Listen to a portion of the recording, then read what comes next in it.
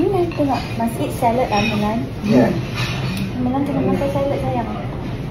Orang sayur memang.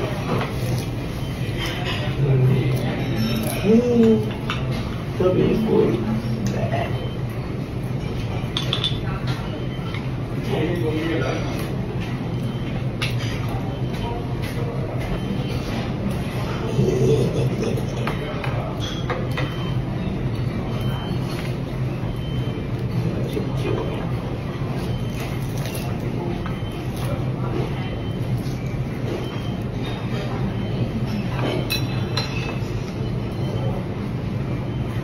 Untuk boleh tidur lah.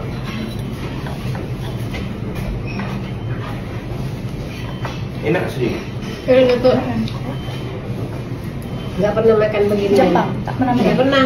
Tak pernah? Enggak pernah. Apa kalau mau bagi tahu. Enak loh Jepang. Udah seumur tua gini belum pernah kali ini. Kalau tak suka bagi tahu ada lagi. Saya suka makan mentah-mentah. Saya suka mentah. Boleh juga nanti kapan-kapan dicoba. Boleh coba. Hari ini sedap. Ini panggil Ini belut. Oh, belut. Belut. Bagi tahu saya. Ini masak. Ini masak, ini masak. Kalau itu mentah itu. Ini paling enak ini. Kan nanti ini mentah kan. Itu Dia mentah. nampak ikannya begini. Sudah. Bagi sweet betul dengan ini. Tak nanti. Ini juga enak. Apa sih? Ini nak cuba. Boleh lah. Nah, ini masak chopstick from chopstick put over there. Dia tu nak di chopstick. Dia tak pandai. Kakak pandai. Oh, you pandai? Pandai. Ya. Oh, pandai sendiri. Itunya belut ya. Belut Jepun punya. Enak dah ya. Ya.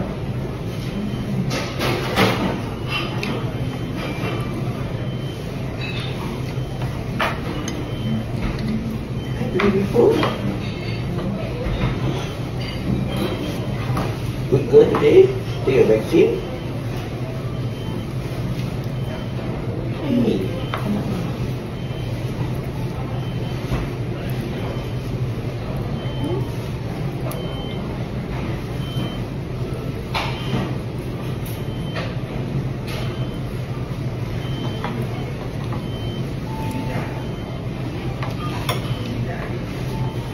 Kuat, Buat sendiri.